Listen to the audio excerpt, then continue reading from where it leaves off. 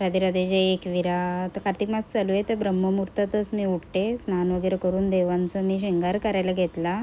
आणि आज गोपाष्टमी आहे, तर मी भगवंताला गोपाक असं ते फेटा ते बांधतात. 3-4 वेळा प्रयत्न केल्यानंतर फेटा जरा परफेक्ट बसला. मग पूजन वगैरे करून मी माळ वगैरे जपली, उंबरड्यात रांगोळी काढून घेतली. पूजन वगैरे करून तुळशी मातेचं पाणी घालून आले आणि त्यानंतर रांगोळी काढायला बसली. आणि मग जेवणाचा उरकायला घेतला सगळा.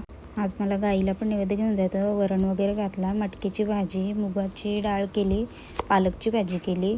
एकीकडे भाज्या होतं, तर मी चपात्यांचा पीठ मळायला घेतला. आणि त्यानंतर मग मी प्रसादासाठी गोड शिरा बनवला, भात घालून घेतला. आणि त्यानंतर मी चपात्या करायला घेतल्या. चपात्या झाल्या, मग मी भजी करायला घेतली आणि भगवंताला नैवेद्य दाखवला. अष्टमीला तशा 2 मुख्य घटना घडल्यात. एक म्हणजे भगवान श्रीकृष्णाने वडिलांकडे हट्ट केला की मी मोठा झालोय, मला आता गाय चरण करू द्या, आणि भगवान श्रीकृष्ण गाय चरायला गेले. दुसरी घटना म्हणजे भगवान श्रीकृष्ण या दिवशी राधाराणीला बोलवलं होतं भेटण्यासाठी, पण घरातले सगळे असल्याने तिथे मुळे राधाराणी गोपावेशात भगवंताला भेटायला आली. म्हणून या दिवशी वृंदावनात राधाराणीला गोप सकाळसारखा ड्रेस घालतात.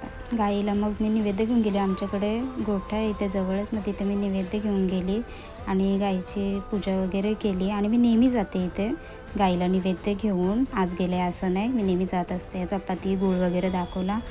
भगवंत आपल्याला त्यांच्या कृतज्ञतेतून शिकवतात गाय किती महत्त्वपूर्वक आहे आपल्या समाजासाठी आणि हिंदू धर्मासाठी. स्वयं गाय चरायला घेऊन जातात भगवंत, त्यातून आपल्याला सीख देतात. गाय बांधलेले होते, गायची प्रदक्षिणा तिथे करताना आली, तर आम्ही गाय शोधत फिरत होतो. तर गाय आम्हाला भेटली, प्रदक्षिणा वगैरे केली. आणि भगवंत आपल्याकडनं सगळ्या गोष्टी बरोबर करून घेतो मनापासून आपण केल्या तर. यांनी पण गाईला चपाती भरवली, सगळं मस्त झाला. राधे राधे.